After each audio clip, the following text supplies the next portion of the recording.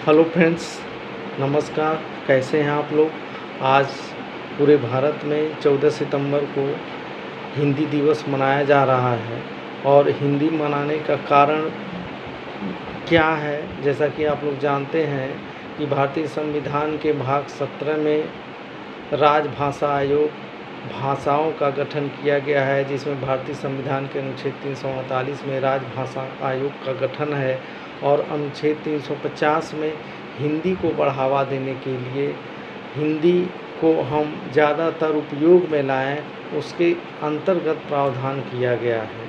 आज हमारे देश से हिंदी को केवल एक बोलचाल की भाषा में प्रयोग करते आ रहे हैं, लेकिन यदि देखा जाए कि भारत में जो हमारी मातृभाषा है उसको कम बढ़ावा दे करके अंग्रेज़ी को ज़्यादा बढ़ावा दिया जा रहा है।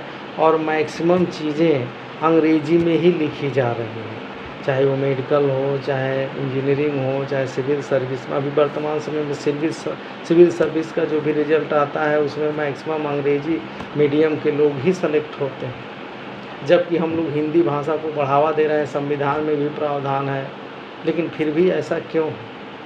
ये हम लोगों का अधिकार बनता है कि हम लोग हिंदी को ज़्यादातर उपयोग में लाएं, कम से कम अंग्रेज़ी का उपयोग करें, तब जाके हम लोग हिंदी को औपचारिक रूप से और आत्मिक रूप से हिंदी को स्वीकार कर पाएंगे। इसमें संपूर्ण भारतवासियों का योगदान होना चाहिए, तभी ये कार्य संभव है, अन्यथा संभव नहीं है। ये केवल कहने के लिए ही रह जाएगा। इसलिए जो संविधान में प्रावधान किया गया है उसका हम लोगों को पालन करना चाहिए, तभी हमारे देश में हिंदी को सर्वसम्मत से स्वीकार की जाएगी। नहीं तो केवल डे के रूप में ही मनाते रहेंगे, जैसे 10 जनवरी को विश्व हिंदी दिवस मनाया जाता है केवल हिंदी के रूप में। लेकिन यदि देखा जाए तो पूरे भारत में आज भी पूरे विश्व में सबसे ज़्यादा बोली जाने वाली जो भाषा है वो चाइना के बाद जो है इस पे अंग्रेज़ी है, अंग्रेज़ी के बाद स्पेनिश है, स्पेनिश के बाद तीसरे नंबर पर, वर्तमान समय में तीसरे नंबर पर हिंदी आ गई है। तो हम प्रथम नंबर पर लाने का प्रयास करें। धन्यवाद, और फिर नेक्स्ट वीडियो में मिलेंगे मित्र। नमस्कार।